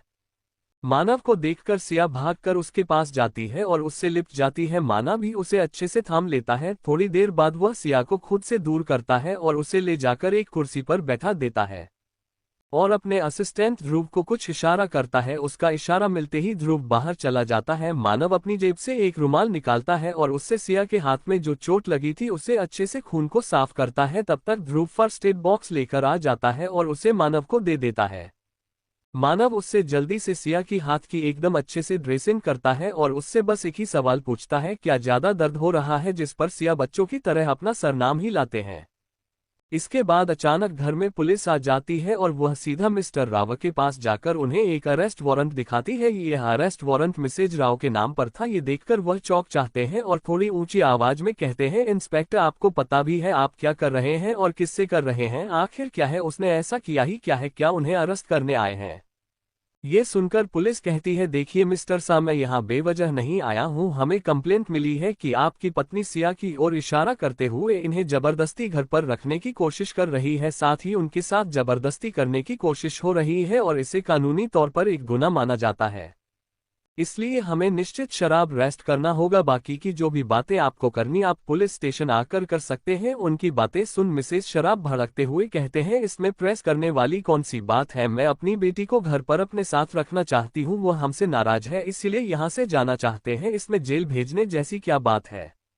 ये सुनकर इंस्पेक्टर कहता है, क्या मिस किया आपकी बेटी है? मिसेस राव जल्दी से सहमत हूं, मैं अपना सर हिलाती है, पर पुलिस कहती है, हमने तो इस बारे में कभी नहीं सुना। हमें तो इतनी जानकारी है कि आपके 4 बच्चे हैं, 3 बेटे और 1 बेटी। बेटी का नाम रागिनी, फिर अचानक मिस किया आप, अब बेटी कैसे?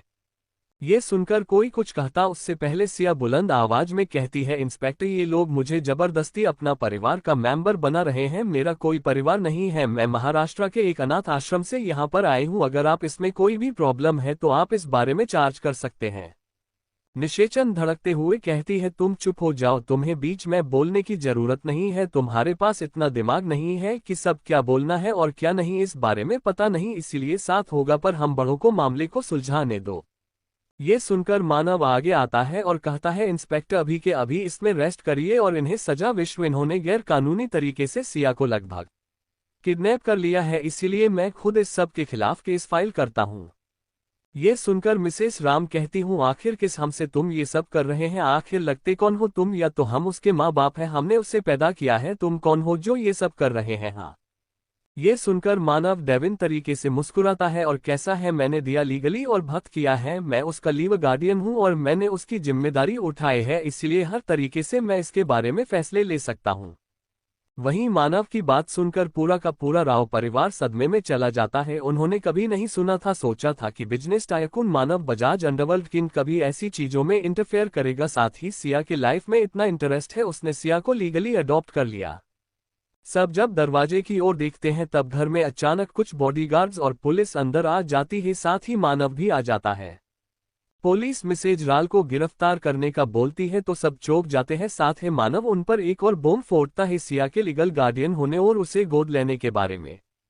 जब सबको सिचुएशन समझ आती है तो सब कुछ समझ में नहीं आता कि वह कैसे रिएक्ट करे और क्या करे, क्योंकि मानव ने उनको इस लायक छोड़ा ही नहीं था।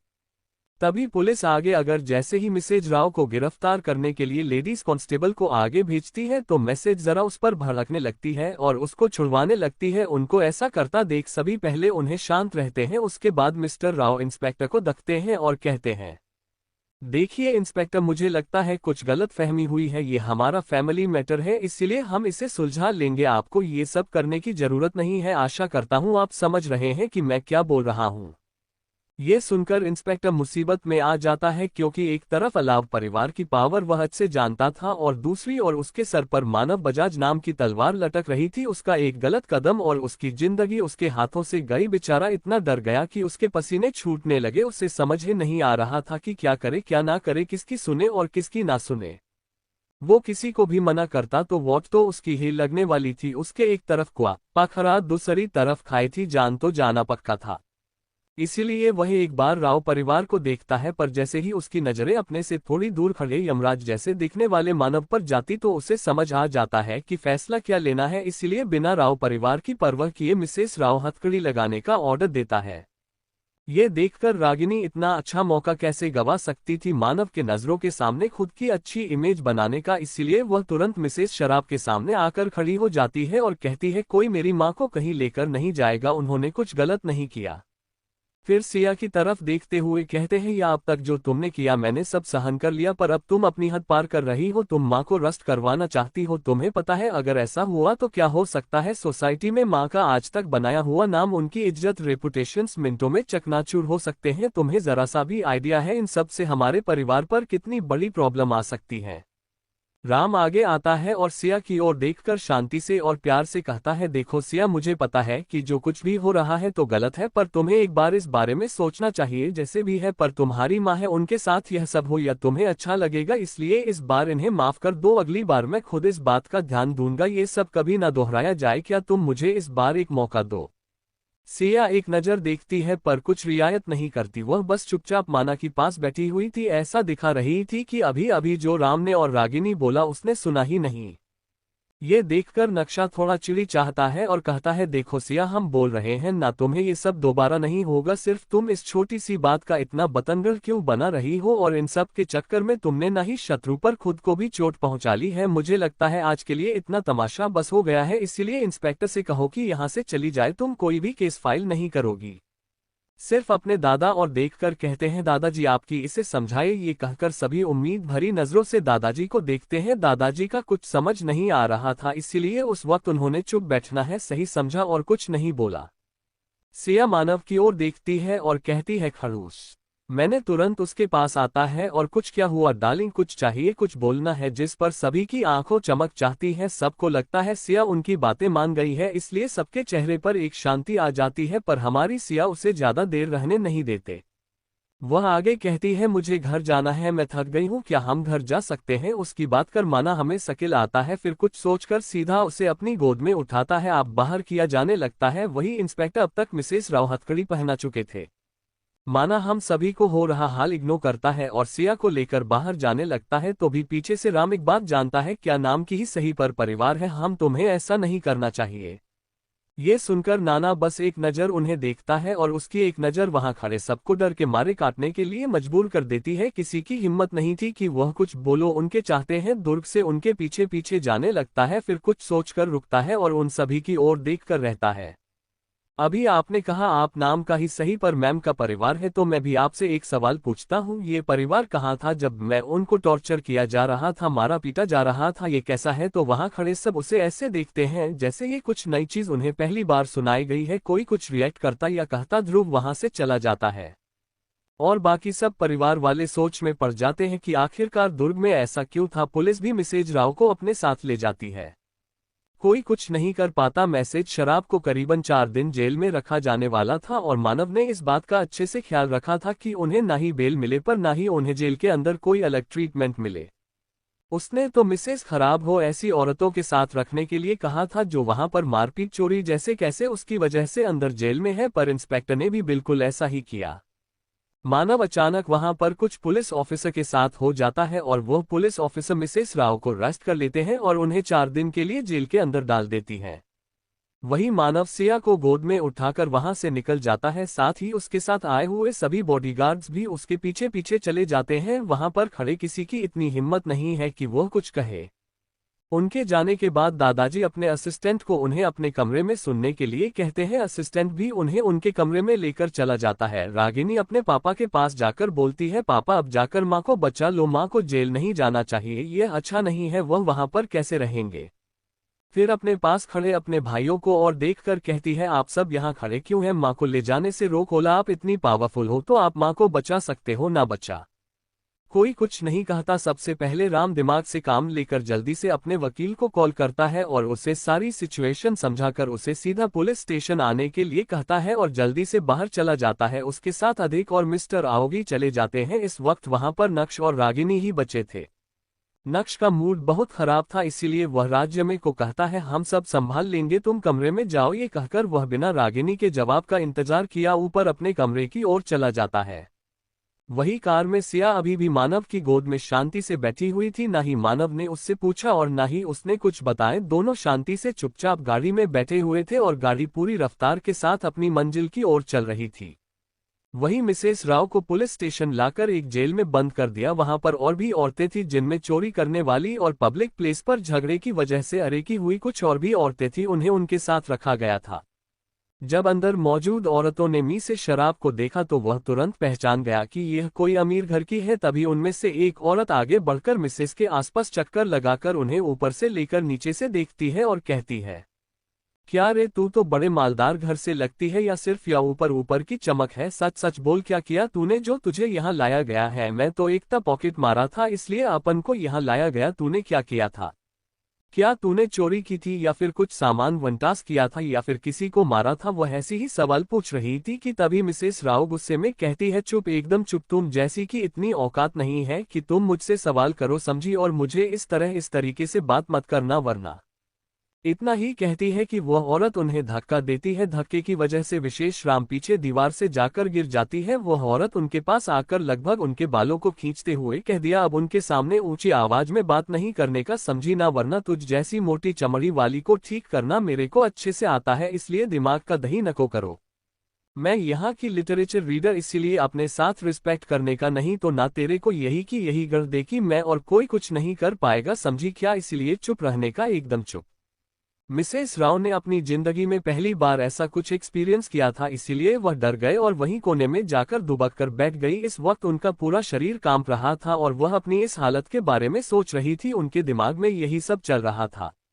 वह इन सब का जिम्मेदार सिर्फ और सिर्फ सिया को मान रही थी। उन्हें लग रहा था कि आज सोहो इस सिचुएशन में है, इन सब की जिम्मेदारी सिर्फ किया की वजह से आज उन्हें जिंदगी में पहली बार जेल का मुंह देखना पड़ा और ऐसी औरतों के मुंह लगना पड़ा। सब सोचकर वह अंदर ही अंदर बड़बड़ाए जा रही थी और सिया को कोसे जा रही थी। उन्हें खुद पर इतना गुस्सा आ रहा था कि वह खुद अपने बाल नोचने लगी थी। वही उसे ऐसा करता देख बाकी की औरत है उसका मजाक उड़ाते हुए उन पर हंस रही थी। तभी पुलिस स्टेशन में 4-5 वकील एकदम से आते हैं। उनके साथ मिस्टर राव और राम भी आते हैं। इंस्पेक्टर को मिसेस राव बेल कराने के लिए कहते हैं, पर वह कहता है, सॉरी सर, बिल का टाइम खत्म हो गया है, आपको कल ही बेल मिल सकती हूँ। उनकी बात सुनकर राम गुस्से में कहते हैं, ऐसे कैसे नहीं मिल सकती, हमारे पास सारे डॉक्यूमेंट्स हैं, आप अभी के अभी मेरी माँ को जेल से बाहर निकालिए। ये कहकर जब वह अपनी माँ की हालत देखता है तो तुरंत उनके पास जाता है और उन्हें समझाने लगता है, पर वह बार बार एक ही बात कह रही थी कि अभी के अभी उन्हें यहाँ से बाहर निकालो, उन्हें वहाँ अच्छा नहीं लग रहा, ये सब किया के वजह से हुआ है, वह उसे कभी माफ नहीं करेगी, यही सब वह बार बार बड़बड़ा रही थी।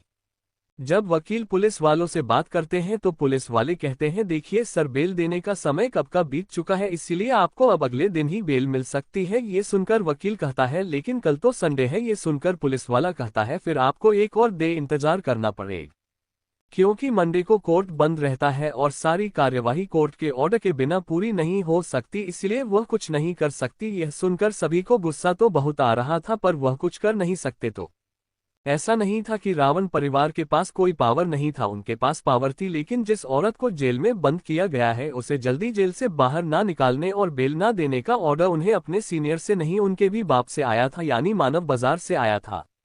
और उनमें से किसी में इतनी हिम्मत नहीं थी कि वह मानव बजाज को मना कर सके या उसके खिलाफ जा सके। यह बात रावण परिवार भी अच्छे से समझ रहा था, पर वह खुद को बहुत बेबस महसूस कर रहे थे।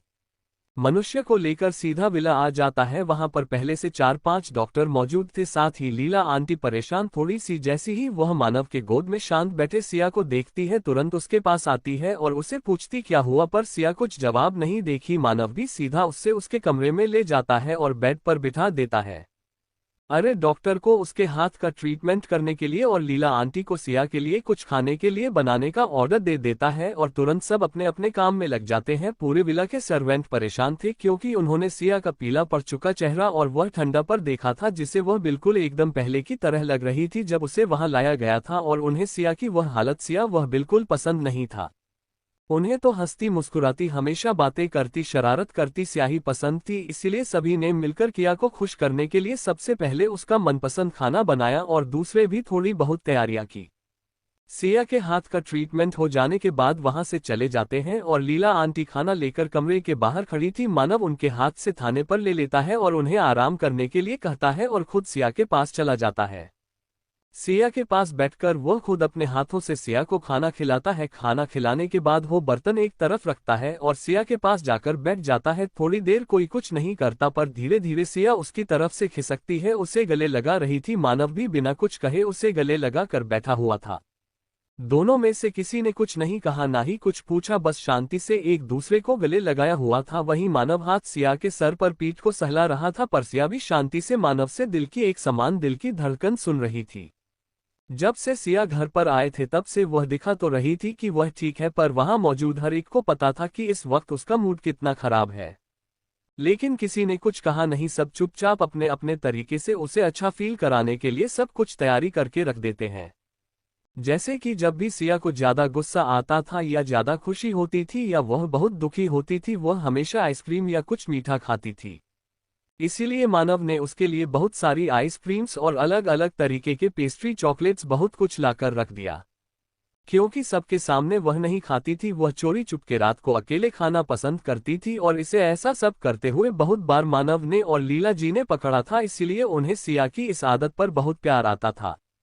हुआ भी ऐसा, रात को सब अपने अपने कमरे में सो रहे थे, तब एक छोटा सा खरगोश सीढ़ियों से दबे पांव धीरे धीरे नीचे आता है और अपने आसपास देखकर एकदम धीरे धीरे कदमों से किचन में जाता है। वहां पर भी देखता है आजू बाजू कोई है तो नहीं, और फिर जाकर फ्रिज ओपन करता है। फ्रिज देखकर तो खरगोश के दोनों कान भी खड़े हो जाते हैं और उसके चेहरे पर एक बड़ी सी मुस्कुराहट आ जाती है। उसके बाद क्या था, हमारी सिया जल्दी से आइसक्रीम का बड़ा सा टब बाहर निकलती है और सीधा चम्मच लेकर उस पर हमला बोल देती है। इस वक्त सिया किचन के एक कोने में छुपकर आइसक्रीम खा रही थी। इस बात से अनजान दोस्ती की आंखें कब से उसकी हर एक हरकत पर नजर बनाए हुए थे और धीरे धीरे वह उसके पास भी आ रही थी। पर हमारी सिया आइसक्रीम खाने में और खुद में ही बड़बड़ आने में इतना बिजी थी कि उसे इस बात का एहसास तक नहीं हुआ। सी आइसक्रीम खा ही रही थी कि उसे पीछे से आवाज आए, आइसक्रीम पसंद आई या कोई दूसरा फ्लेवर चाहिए? तो हमारी सिया मस्त आइसक्रीम खाते खाते हुए बोलती है, इतनी बुरी नहीं है, इससे काम चला लूंगी, लेकिन अगली बार और अच्छी लाना। फिर वह बोलते बोलते रुकती है, उसकी आंखें बड़ी बड़ी हो जाती है, आइसक्रीम से भरा हुआ चंबल उसके मुंह में रह जाता है और वह धीरे धीरे पीछे मुड़कर देखती है। वहां पर मानव अपने ब्लैक कलर के नाइट सूट पहना खड़ा था। हर बार की तरह हमारे खड़ूस राम बिना एक्सप्रेशन के खड़े थे। इसे देखकर सिया कुछ नहीं बोलती। मानव 1 बजे तक उसे घूर रहा था। ये देखकर सिया ने बड़ी ही मासूमियत से अपनी दूसरी तरफ रखा एक और चम्मच उठाकर उसकी ओर करते हुए कहा, ऐसे गुरु मत, तुम भी खा सकते हो। ये देखकर मानव ना में सिर हिलाता है, पर नीचे झुककर उसे एक झटके से गोद में उठाकर वही किचन के ऊपर बैठा रहता है। सिया ऐसे बैठे थे जैसे उसे कोई फर्क ही नहीं पड़ा। उसके लिए तो ये बहुत आम बात हो गई थी। फिर मानव उसके सामने आता है और उसके बालों को जो थोड़े बिखरे हुए थे उसे हाथ से ठीक करते हुए कहते, अब ठीक हो, मूड ठीक हुआ या अभी भी गुस्सा है, नाराजगी है, कुछ और? जिस पर किया कहती है, ऐसा नहीं है खड़ूस कि मैं गुस्सा हूं या दुखी हूं, वह बस कुछ पल के लिए था। मुझे पता है मैंने थोड़ी पागल जैसी बातें कर रही हूं। एक बात मैं कभी भूल नहीं सकती, ना कि मेरा उनके साथ खून का रिश्ता है। देखो ना, इस समय तक भी ऐसे कैसे? मैं बस उस बारे में सोचकर थोड़ा सा इमोशनल हो गई थी, लेकिन फिर मैंने इन बातों को नजरअंदाज किया और फिर उन लोगों के बारे में सोचा जिनके लिए मैं बहुत इंपॉर्टेंट हूं। तब मेरा मूड अपने आप ठीक हो गया और यह आइसक्रीम खाने का एक बहाना है, बस ये कहकर वह बहुत मासूमियत से मुस्कुरा दी। उसकी ऐसी प्यारी बातें और मुस्कुराहट पर मानव को अपना दिल तेजी से धड़कता हुआ महसूस हुआ। कुछ अलग फीलिंग थी उसे देखकर, बहुत अलग। फिर वह कुछ सोचकर अपना हाथ आगे बढ़ाता है और सिया के हाथ से वह चम्मच लेकर उसमें से एक बाइट आइसक्रीम खाता है। भाई, हमारी सिया बड़ी बड़ी आंखों से उसे देख रही थी, क्योंकि कबीर ने इस वक्त ना ही उसका झूठा चम्मच इस्तेमाल किया था, उसने तो उसकी आधी झूठी आइसक्रीम भी खा ली थी। ये देखकर पता नहीं क्यों पर सिया को बहुत शर्म आ रही थी। हीरो थोड़ा हक लाते हुए, ये तुम क्या कर रहे हो? तुमने मेरी चम्मच से क्यों खाया? तुम्हारा चम्मच है ना यहाँ पर? जिस पर माना कहता है, इससे कुछ फर्क नहीं पड़ता, वैसे आइसक्रीम बहुत टेस्टी थी। फिर सिया को जो आइसक्रीम ज्यादा ना खाने और रूम में जाकर सोने का कहता है, बस या नहीं मानती। इसीलिए मानव कहता है, अगर तुम इसी वक्त कमरे में सोने नहीं दे तो जो सरप्राइज मैं तुम्हें कल देने वाला हूं ना, उसके बारे में भूल जाए। सिया एकदम से उछल पड़ी, सरप्राइज? कैसे सरप्राइज? बताओ ना, बताओ ना, बताना प्लीज। मानव, किया था आइसक्रीम फ्रिज में रखो, कमरे में जा, सो जा, कल बताऊंगा सरप्राइज क्या होता है। तुम्हें नहीं पता जो अभी तुम्हें बताऊं, इसीलिए चुपचाप जाकर सो जाओ। उसकी बातें सुनकर सिया का मुंह बिगड़ जाता है। वह किसी बिगड़े हुए बच्चे की तरह झट से फ्रिज खोलती है, उसमें आइसक्रीम डालती है, धड़ाम के साथ दौर बंद करती है और मानव के सामने आकर एक नजर उसे देखकर कहती है, खड़ूस कहीं का, और अपने कमरे की ओर भाग जाती है।